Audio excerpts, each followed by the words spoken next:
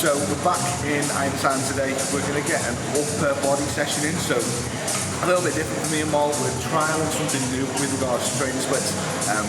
Just seeing if we react well to, or if we even enjoy moving back to an upper lower split and potentially programming push pull lower, upper lower, something like that. So just giving it a try today. But what we're going to do is show you guys how I would go about programming an upper body session and just kind of like the layout that I'd set up at your typical upper body session in. So we're going to start with a back movement first, which is going to be a single arm row up here. We're going to go for 2 sets like we normally would. So a top set of around about 8 to 10 reps and then a back off set of like 12 to 15. That's probably going to be the way that we do most of the movements. The way I like to do an upper body session, you're looking at 3 back movements, 2 shoulder movements, 2 chest movements, and then an arm superset to finish. So we'll go back, chest, shoulders, back, chest, shoulders, back again, and then 2 arm movements to finish off.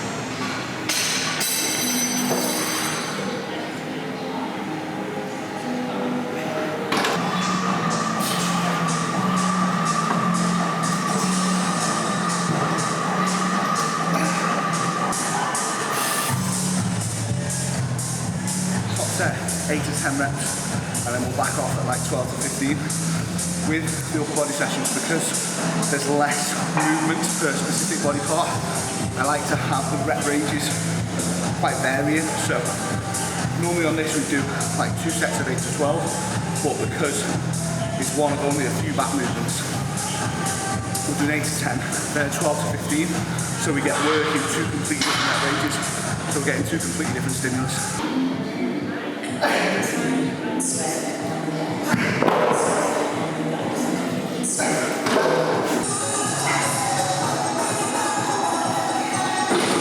So moving on now to our first chest movement. So we're going with a flat hammer press. On an upper body session, I always like to utilise, especially when you're doing like only 1-2 exercises per muscle group, you're looking at a bigger movement, getting more bang for your buck out of the movement. So I want to make sure we're doing a press which we can go nice and heavy on, but at the same time I want to make sure the press is nice and stable, so we're getting the most out of it just for our chest. If we were to go for something like a barbell or a dumbbell, you can get quite unstable in them. Some people find it quite hard to control and actually load properly, and they're too busy focusing on the stability of the movement. Whereas because this moves in a specific movement pattern and you're not really having to do much to stabilise it, it's more so you can focus on contracting your chest, moving a decent amount of load, and actually just getting to work and getting the most out of it for your chest. So that's why I've chosen this one for our chest movement.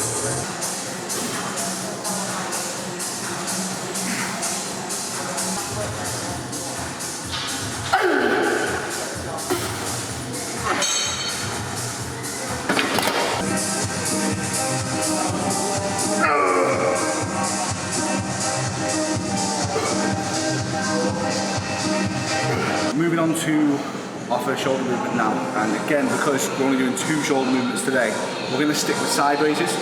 Reason being is because we're looking at trying to build the medial delt where we're obviously looking to get wider, just see more growth in the shoulders in general. And for me, and for the majority of people actually, you're going to be better off using a side raise to progress and grow your delts than you are an overhead press, especially if you're utilising incline and high incline presses. From a chest perspective, you're also going to get a lot of front delt recruitment in them. So for me, that's where I see my front delt recruitment come from. So for direct shoulder work, I just use side raises, progressional side raises. So we're going to start with a dumbbell side raise. My shoulders can handle a lot more volume than any other area of my body, so we're just going to go for 3 straight sets in the 10 to 15 rep range. I'm going to try and use the same weight in all of them, and hopefully get around about the same reps on all 3 sets. But the goal is going to be taking them to failure whilst staying on my side delt. The reason why I don't differentiate rep ranges as much as these is because if I almost force myself to go too heavy or give myself too much of a specific target in terms of progression, I lose connection with the side delts completely, and it's more so a case of chasing numbers. So I'm going to try to stay on the delt, on the muscle itself, and actually stimulate it. So 3 straight sets, 10 to 15 reps.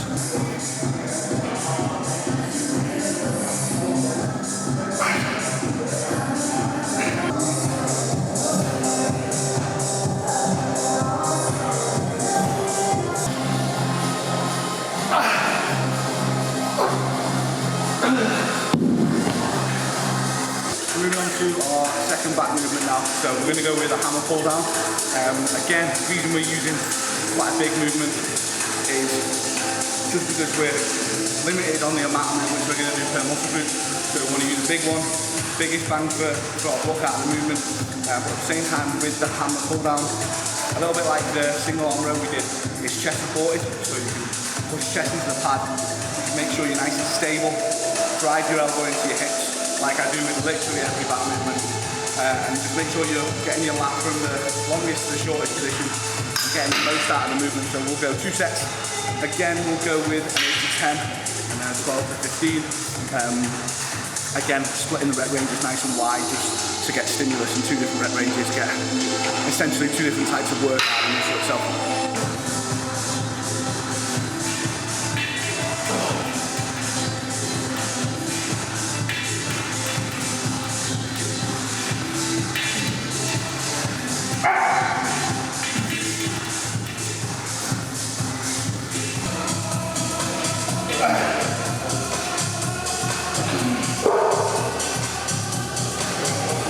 2 sets, 8 to 10, 12 to 15.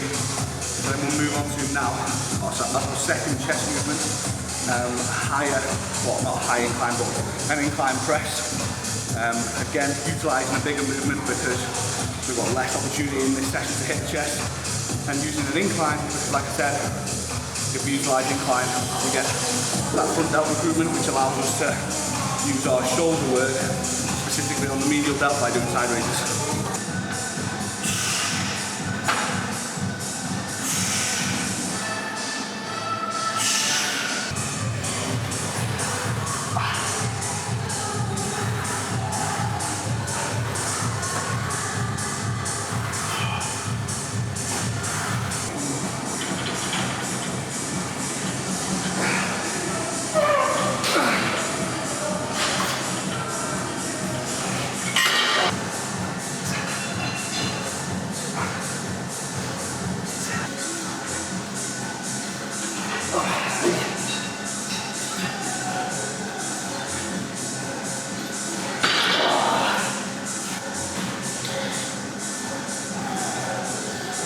Shoulders done.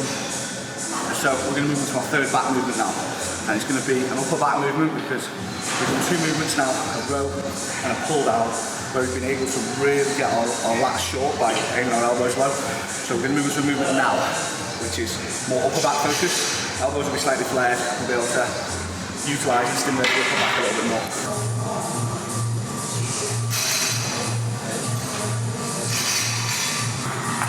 Again on this, split the rep ranges, in for about 8 reps in the first set, and then we'll back off and try and get like 12 plus. So just two separate rep ranges again.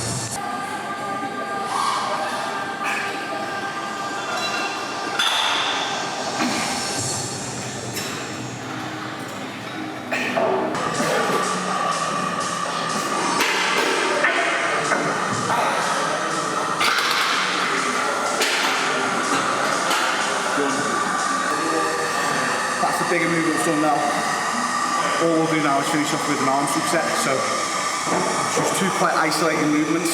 So probably go with single arm cable extension, and then some form of curl. 3 sets, superset them together, and that'll be everything for the body session.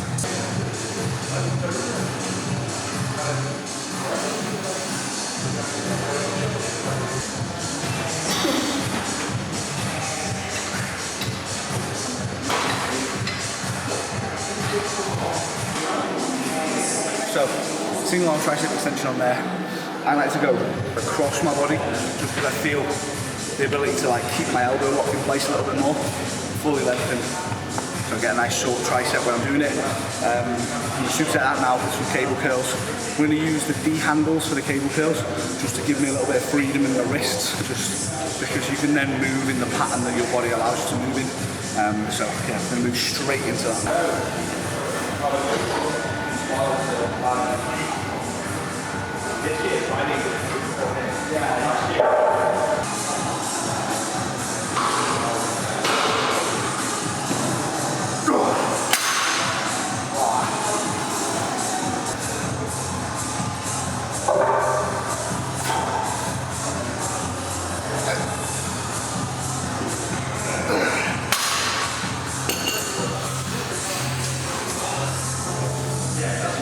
So that's literally how I would go about programming an upper body session. The reason for the lower volume is because if you were running upper lower especially, frequencies massively increase, so you'll come round to this session again sooner. So what you've got to look at is tapering down the volume so that essentially you can recover fast enough to be able to go again, take sets to failure in your next upper session.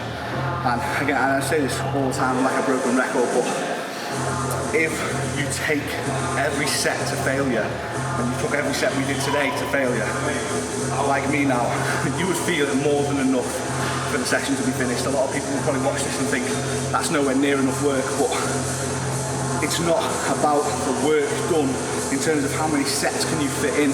It's about the work done to the specific muscle, how far you can take it from a stimulus point of view, and how much benefit you can get out of each movement. If you're not making the most of each movement, if you're not going to failure and you're saving 3-4 reps in the tank every single set, you are going to need more work to accumulate enough stimulus to elicit growth. So make the most of it. Then we have bag when you train, just actually take it to where it's meant to be taken. Take your sets to failure, work hard, and then think long term about your programming as well, about actually recovering before the next session, actually doing the work that you merit, not the work that you see other people do. So yeah, that is how I go about programming a body session. Thank you for watching. Obviously, if you like this kind of content and this kind of informative training stuff, let me know, drop me a comment or a message, Instagram, that kind of thing, and I can hopefully help you out.